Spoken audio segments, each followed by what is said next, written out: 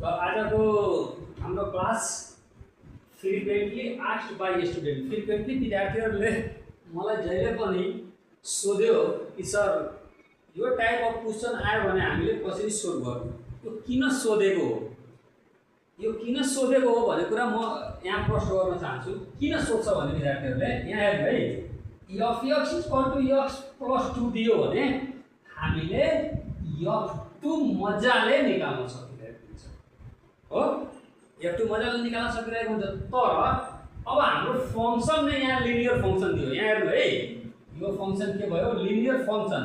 The input जुन हाम्रो input छ नि, इनपुट, त्यो इनपुट नै लिनियर फंक्सन हो। फंक्सन त यो पनि लिनियर नै भन्न मिल्छ, तर यहाँ y equal to mx plus c, y equal to mx plus c, त्यो फर्ममा हामीले क्वेशन दिँदाखेरि हाउ टु फाइन्ड, हामीले कसरी चाहिँ f2 को भ्यालु निकाल्ने है। आज मलाई एउटा कुरा याद आयो।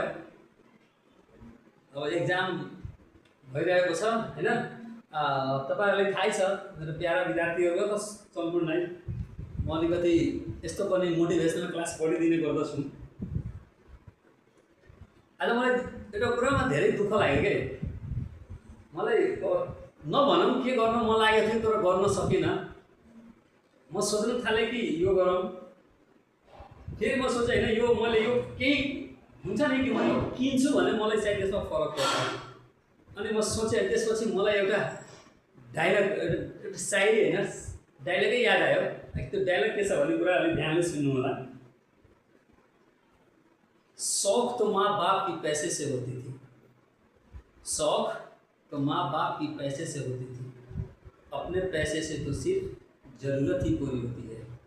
कब याद आयो, जब लगे पैसे कमाने तो एहसास हुआ, जब लगे पैसे कमाने तो एहसास हुआ, शौक तो माँ बाप की पैसे से होती थी, अपने पैसे से तो सिर्फ जरूरत ही पूरी होती है। ओके, अब यो प्रब्लम हामी सोल्भ गरौँ है।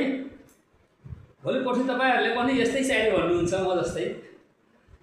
यो अब यो प्रब्लम कसरी सोल्भ गर्ने, फर्स्ट हाम्रो प्रायोरिटी के हुन्छ, यो जुन इनपुट छ यसलाई हामी f(x) मा चेन्ज गरौँ। क्रिटिकल क्वेशन हो, unknown question and mostly not known by the student. प्राय जसो के हुन्छ विद्यार्थीहरूलाई यो कुरा थाहा भइरहेको हुँदैन र हामीले क्लासमा सम्झाएकै हुन्छौँ। अब कसले